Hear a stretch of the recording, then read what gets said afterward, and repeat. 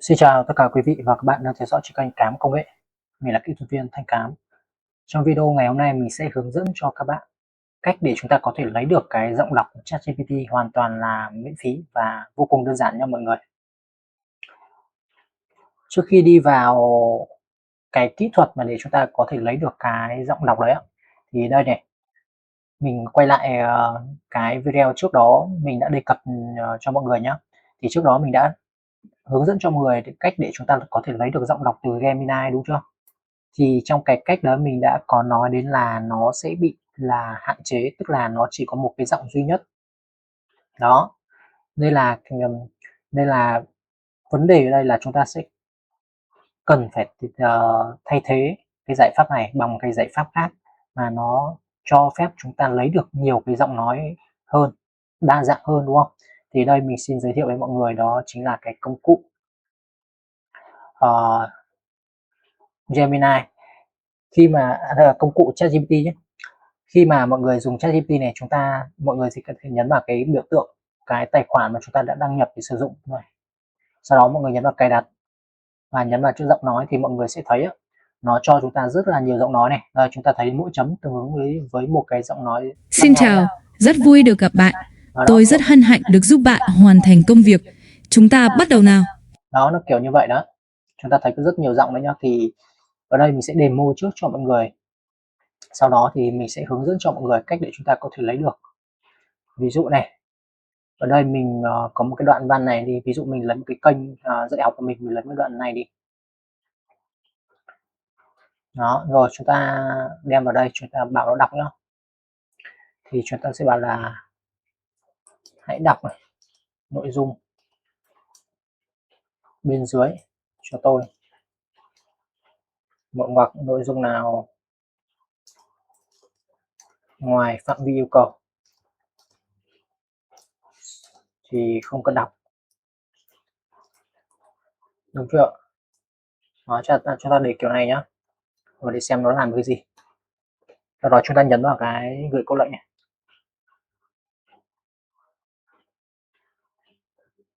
Rồi, thì tương tự để làm sao để đọc thì chúng ta nhấn vào, sau khi nó hiển thị như này, tức là nó đọc xong rồi, thì chúng ta nhấn vào cái dấu 3 chấm này, hành động khác này. Rồi, mọi người nhấn vào chữ đọc to nhé, nó sẽ đọc cho chúng ta nghe này. Các em học sinh hay các bậc phụ huynh có bất kỳ câu hỏi nào về bài giảng thì hãy để lại bình luận comment bên dưới để thầy giải đáp nhé. Đó. Và nếu như mọi người muốn thay đổi cái giọng nói nhá, thì mọi người sẽ nhấn vào phần cài đặt này, tức là cái biểu tượng chỗ đăng nhập tài khoản này, sau đó cài đặt, chọn giọng nói, thì mọi người sẽ chọn những cái kiểu ở đây nhé, chọn những nhân vật đấy nhé, và có mô hình này, thì nhấn vào nó sẽ có 3 mô hình này. Cái này theo mình thấy những cái mô hình này thì nó cảm giác cho chúng ta cái giọng đọc nó không khác biệt nhau là mấy, nên là tùy mọi người thích dùng cái nào thì dùng nhá. Còn ngôn ngữ thì theo mình là mọi người nên chọn cái ngôn ngữ mà mọi người sẽ nhập vào, thì như vậy nó sẽ nhận diện chính xác hơn nhé. Còn không thì mọi người sẽ để mặc định nó sẽ là tự động phát hiện này. Cái tự động phát hiện này thì nó thỉnh thoảng sẽ có lỗi, tức là một số cái từ như mọi người dùng rồi đấy, ví dụ từ tiếng Việt gì gì đấy, nó sẽ đọc nó kiểu lai lái này, nó kiểu không rõ nghĩa nữa. Đó, thì đấy là mình đã mô tả cho các bạn mình như vậy. Rồi bây giờ vấn đề chính là làm sao để chúng ta lấy được cái này, thì mọi người sẽ cài một cái extension của Google Chrome, đó là như sau. Mọi người sẽ gõ cái từ này audio TTS như này nha mọi người. Sau đó chúng ta nhấn enter thì nó sẽ ra một cái trang như này. Mọi người tìm đến cái kết quả như sau: audio TTS này, symbol text to speak downloader.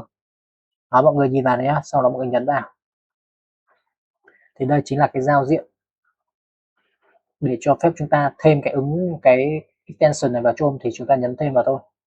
Đó, mọi người nhớ nhá, chú ý nhá, đúng tên của nó nhá, sau thêm này. Rồi nó hiện thông báo là chúng ta thêm luôn, chúng ta chờ một chút. Rồi nó báo là cái công cụ này đã thêm được này, và đây chính là cái biểu tượng của nó. Rồi coi như là như vậy xong, đúng không? Chưa xong đâu mọi người ạ, nó còn bung nữa cơ. Đây mình tắt đi nhá. Rồi bây giờ mọi người đang ở cái giao diện ChatGPT, mọi người nhấn vào cái biểu tượng trắng trắng, tức là cái chữ tiện ích này, chúng ta nhấn vào. để chúng ta có thể tiện làm việc với nó thì mọi người thấy này, nó có chữ là Audio TTS đã được cài đây. Sau đó mọi người nhấn vào cái biểu tượng ghim này để nó hiển thị đây để chúng ta dễ tương tác với nó nhé. Rồi sau đó chúng ta nhấn vào đây này, nhấn vào đây nó báo chúng ta là phải đăng nhập với tài khoản Google thì mới có thể sử dụng được.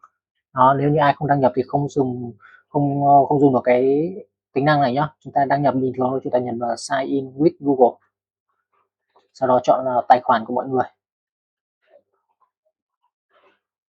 Rồi đăng nhập xong rồi đấy. Rồi cái bước này cũng chưa xong đâu nhá, để chúng ta có thể dùng được á thì chúng ta phải tải lại trang, tức là chúng ta nhấn vào cái biểu tượng này đấy, có chữ tải lại trang.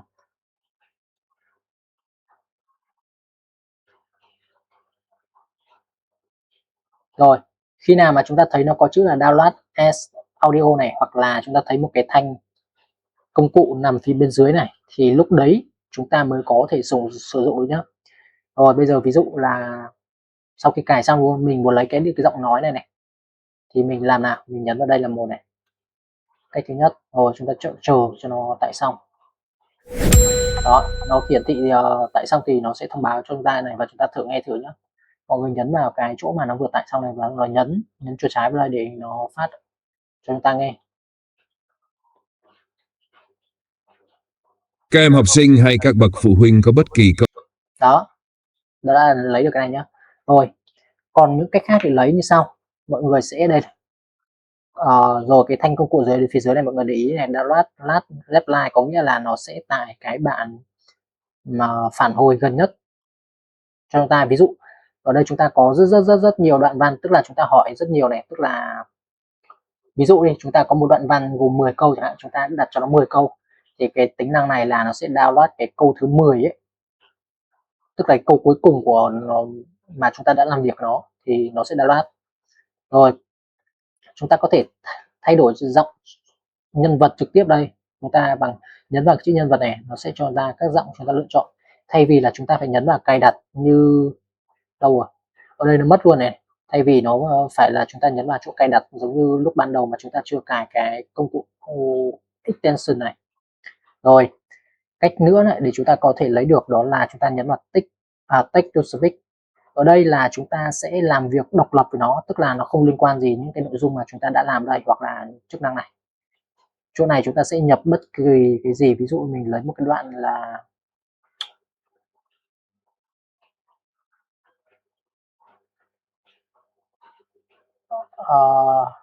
đây đi, ví dụ lấy đoạn này đi, cho vào đâu đây. Rồi chúng ta chọn convert nhé.